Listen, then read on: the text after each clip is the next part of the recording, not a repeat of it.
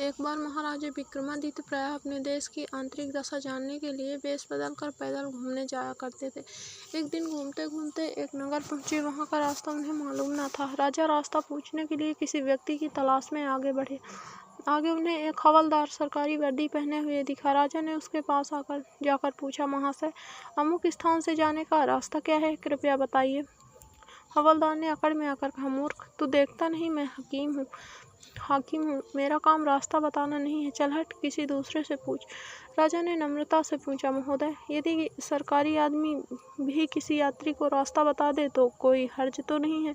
खैर, मैं किसी दूसरे से पूछ लूँगा, पर इतना तो बता दीजिए कि आप किस पद पर काम करते हैं। हवलदार ने भौहें चढ़ाते हुए कहा, अंधा है, मेरी वर्दी को देखकर पहचानता नहीं है कि मैं कौन हूँ।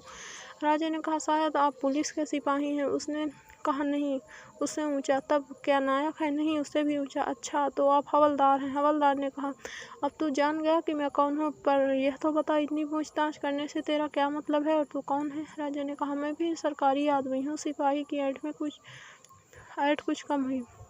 उसने पूछा, क्या तुम नायक हो? राजा ने कहा, नहीं, उससे ऊंचा। तब कहा, क्या आप हवलदार हो? नहीं, उससे भी ऊंचा। तो क्या दरोगा हैं? नहीं, उससे भी ऊंचा। हवलदार ने कहा, तो क्या आप कप्तान हैं? राजा ने कहा, नहीं, उससे भी ऊंचा। सूबेदार जी हैं? नहीं, उससे भी ऊंचा। अब तो हवलदार घबराने लगा और उससे पूछा, तब आप मंत्री जी हैं? राजा ने कहा, भाई, बस एक सीढ़ी और बाकी रह गई है। सिपाही ने गौर से देखा तो सादी पोशाक में महाराजा विक्रमादित्य सामने खड़े हैं। हवलदार के होश उड़ गए। वह गिड़गिड़ाता हुआ राजा के पांव में गिर पड़ा और बड़ी दीनता से अपने अपराध की माफ़ी मांगने लगा। राजा ने कहा, माफ़ी मांगने से की कोई बात नहीं है। मैं जानता हूँ कि जो जितने नीचे हैं वह उतने ही अकड़ते हैं।